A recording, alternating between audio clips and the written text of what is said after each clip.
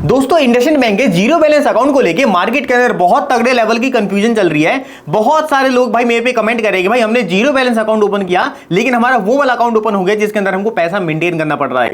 अब भाई देखो, अगर वो पैसा मेंटेन नहीं कर रहे तो ऑब्वियस सी बात है उनको चार्ज भी देने पड़ेंगे, लेकिन उनके माइंड में तो अकाउंट ओपन करते वक्त यही चल रहा था कि भाई हमारा जीरो बैलेंस अकाउंट है और पैसा उनको इसमें मेंटेन नहीं करना पड़ेगा। लेकिन भाई इन रियलिटी उसमें उनको पैसा भी मेंटेन करना पड़ रहा है और अगर वो पैसा मेंटेन नहीं कर पा रहे तो उनको चार्जेस भी देने पड़ रहे हैं। तो यार देखो, आज की इस वीडियो के अंदर मैं आपको सारी कंफ्यूजन क्लियर करने वाला हूं। अगर इसके अंदर जीरो बैलेंस अकाउंट है तो उसके क्या बेनिफिट वगैरह है और उसको किस तरह से हम ओपन कर सकते हैं, ये मैं आपको सभी चीजें लाइव वीडियो के अंदर करके दिखाने वाला हूं। तो फिर चलो कार्यक्रम फटाफट स्टार्ट करते हैं। तो देखो दोस्तों, सबसे पहले मैं आपको अकाउंट के जितने भी टाइप है वो क्लियर करता हूं। यहां पे आपको टोटल 3 तरह के अकाउंट देखने को मिलेंगे। सबसे पहला हमारा इंडसइंड बैंक का मल्टीप्लायर अकाउंट, इसके अंदर आपकी इनिशियल फंडिंग 10,000 रुपए से स्टार्ट हो जाती है। उसके बाद हमारा इंडसइंड बैंक का डिलाइट अकाउंट, जिसके अंदर आपकी मिनिमम फंडिंग अभी रिसेंट में 400 रुपए तक भी गई थी और ये मैक्सिमम आपकी 5,000 से 10,000 रुपए तक रहती है। उसके बाद हमारा थर्ड नंबर पे आता है इंडसइंड बैंक का सिलेक्ट अकाउंट। सिलेक्ट अकाउंट के अंदर भी आपकी इनिशियल फंडिंग 50,000 रुपए से स्टार्ट हो जाती है। लेकिन भाई अब हमारा जो मेन मुद्दा आता है कि इसमें से कौन सा हमारा जीरो बैलेंस अकाउंट है। तो यहां पे आप देख सकते हो इंडसइंड बैंक का मल्टीप्लायर अकाउंट, इसके अंदर आपको जो एमएबी है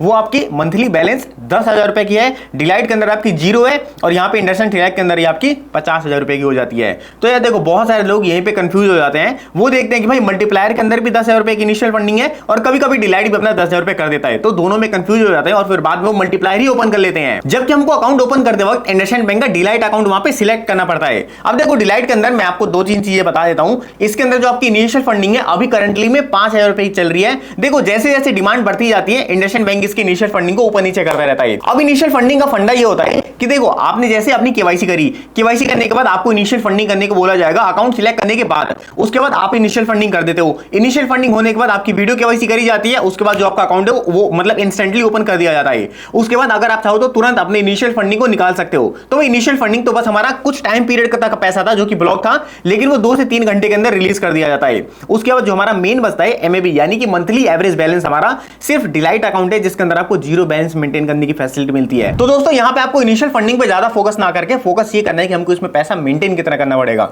तो भी आपको यहां पे अपना डिलाइट अकाउंट ही सिलेक्ट करना है। डिलाइट के अंदर भी आपको बहुत सारे फीचर देखने को मिल जाते हैं। सबसे पहले तो भाई ये पहले वर्चुअल कार्ड नहीं देते थे, लेकिन भाई बहुत ज्यादा डिमांड के बाद ये वर्चुअल कार्ड भी प्रोवाइड करवाने लगे। वर्चुअल डेबिट कार्ड आपको बिल्कुल लाइफ टाइम फ्री देखने को मिलता है। इसके थ्रू आप अपना फोन पे, गूगल पे, यूपीआई की कोई सी भी एप्लीकेशन इंस्टेंट रन कर सकते हो। और इस अकाउंट के साथ साथ आपको अगर पासबुक चाहिए तो भाई आपको ब्रांच में जाना पड़ेगा, वरना आपको घर बैठे बैठे डेबिट कार्ड और चेकबुक की फैसिलिटी मिल जाती है। और इनकी ऑनलाइन के साथ साथ ऑफलाइन फैसिलिटी भी भाई बिल्कुल तगड़े लेवल की है। आपको यहाँ पे कोई भी दिक्कत का सामना नहीं करना पड़ेगा। तो इस वीडियो के अंदर मैं आपको लाइव इंडसइंड बैंक का जीरो बैलेंस अकाउंट ओपन करके दिखा देता हूं। तो दोस्तों, अकाउंट को ओपन करने का लिंक मैं नीचे आपको डायरेक्टली डिस्क्रिप्शन बॉक्स के अंदर दे दूंगा। इस अकाउंट के अंदर सबसे खास बात यह है, यहाँ पे आपको सेविंग अकाउंट के ऊपर अप टू 7% का इंटरेस्ट रेट देखने को मिल जाता है और फिक्स डिपॉजिट के ऊपर आपको 7.99% का इंटरेस्ट रेट देखने को मिल जाता है। इन दोनों के लिए कुछ ना कुछ कंडीशन अप्लाई होती है, तो भाई आप उसको एक बार जरूर पढ़ लेना। और यहाँ पे आप देख सकते हो इस अकाउंट के अंदर आपको बहुत सारे मतलब क्रेडिट कार्ड तक के लेवल के बेनिफिट देखने को मिलते हैं। तो फिर चलो हम यहाँ पे सिंपली ऊपर ही अकाउंट नाउ पे क्लिक कर देते हैं। अब दोस्तों, अकाउंट ओपन करने के लिए यहाँ पे आपको सबसे पहले अपना फोन नंबर डालना पड़ेगा। और भाई यहाँ पे सबसे मजे की बात पता है क्या है,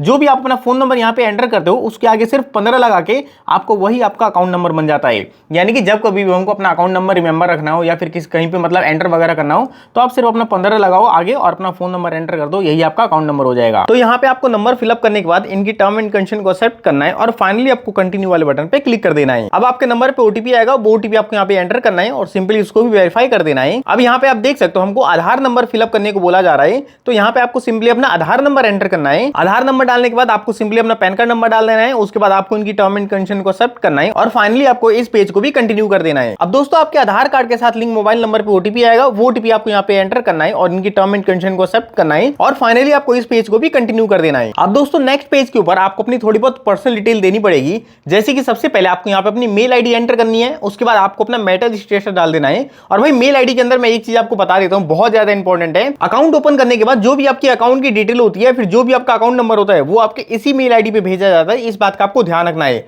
और सबसे इंपॉर्टेंट चीज, अगर आपकी वीडियो केवाईसी यहाँ पे कंप्लीट नहीं हो पाती तो आपको मेल आईडी पे ही वीडियो केवाईसी का लिंक भी भेजा जा सकता है। तो भाई आप अपनी मेल आईडी बिल्कुल करेक्ट डालना। उसके बाद यहाँ पे आपको अपना मेटल स्टेटस सिलेक्ट करना है। आप सिंगल मैरिड जो भी हो या आप अपनी मर्जी के हिसाब से सिलेक्ट कर सकते हो। उसके बाद दोस्तों, आपको यहाँ पे अपना मदर नेम डाल देना है और अगर आपकी शादी वगैरह हो रखी है तो आप यहाँ पे हस्बैंड नेम डाल सकते हो या फिर आपको अपने पिताजी का नाम डाल देना है। ये दोनों डिटेल सबमिट करने के बाद आपको सिंपली यहाँ पे अपना ऑक्यूपेशन सिलेक्ट करना पड़ेगा। तो यहाँ पे ऑक्यूपेशन के अंदर देख सकते हो salary person, self employed, professional, retired, housewife और स्टूडेंट। हमारे पास सारे ऑप्शन आ रहे हैं, हम इनमें से कोई सा भी ऑप्शन सिलेक्ट कर सकते हैं। अब दोस्तों ऑक्यूपेशन सिलेक्ट करने के बाद आप अपना कोई सा भी लाइन ऑफ बिजनेस सिलेक्ट कर सकते हो। इसके बाद फाइनली आपको अपनी ग्रॉस मंथली इनकम भी बतानी पड़ेगी। यहाँ पर आप देख सकते हो अप टू 10,000 से लेके आपके पास 25 लाख एंड अबव तक के ऑप्शन है। आप इनमें से कोई सा भी ऑप्शन सिलेक्ट कर सकते हो जितना भी आप पैसा अर्न कर रहे हो हर महीने। अब दोस्तों सभी डिटेल को फिलअप करने के बाद यहाँ पे आपको अपना परमानेंट एड्रेस भी फिलअप करना पड़ेगा।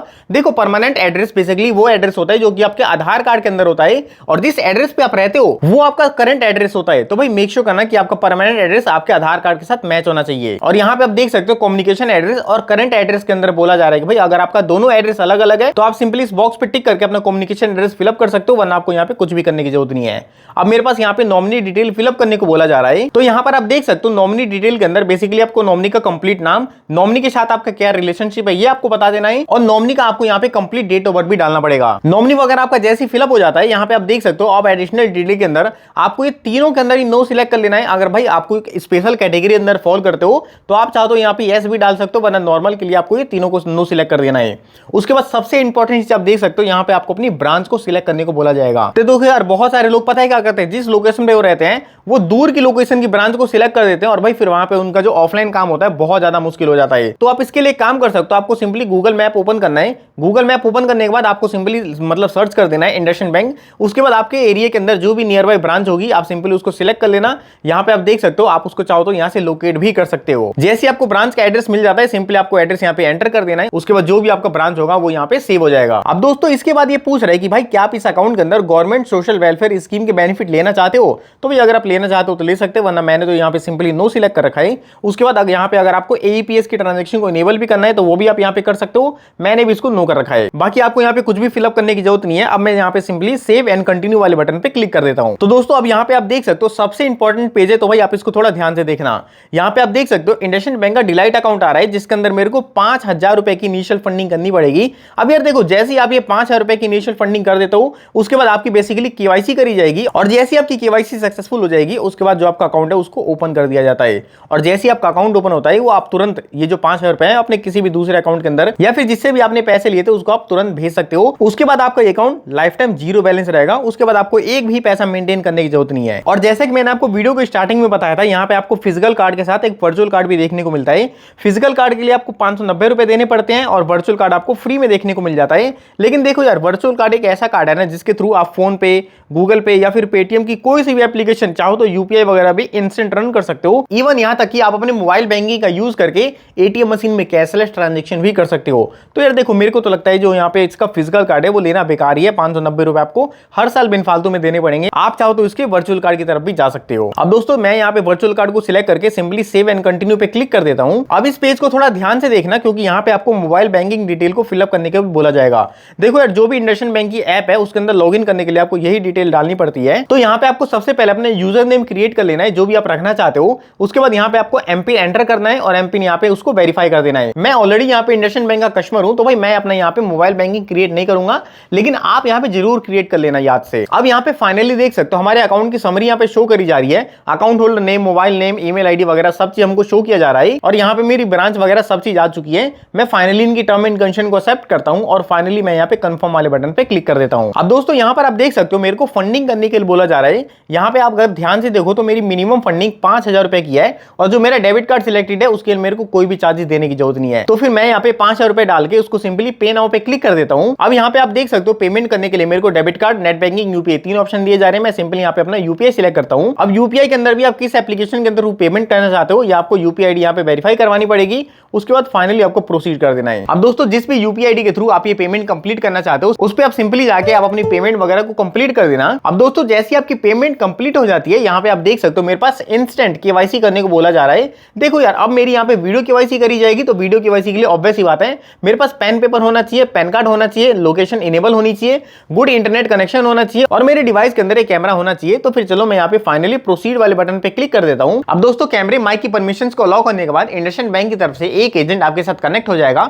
वो एजेंट बेसिकली आपका पैन कार्ड मांगेगा, आपसे एक पेपर पे साइन करवाएगा और भाई अगर आपके माइंड में कोई भी अगर दिक्कत आती है अकाउंट को लेकर तो आप उस एजेंट से पूछ सकते हो, आपको वो सारे जवाब दे देगा। बाकी वीडियो केवाईसी के अंदर वो छोटी मोटी वेरिफिकेशन करेगा। उसके बाद जो आपकी केवाईसी है वो सक्सेसफुल कंप्लीट हो जाएगी और आपके पास भी ऐसा थैंक यू का पेज आ जाएगा। अब दोस्तों इसके बाद आपको कुछ नहीं करना, बेसिकली आपको प्ले स्टोर पे जाके इंडसइंड बैंक की जो मोबाइल बैंकिंग एप्लीकेशन है उसको डाउनलोड कर लेना है। एप्लीकेशन डाउनलोड होने के बाद जो भी आपने अपना मोबाइल बैंकिंग बनाया था और जो भी एम पिन बनाया था उसके थ्रू अब यहां पे आप लॉग इन कर सकते हो।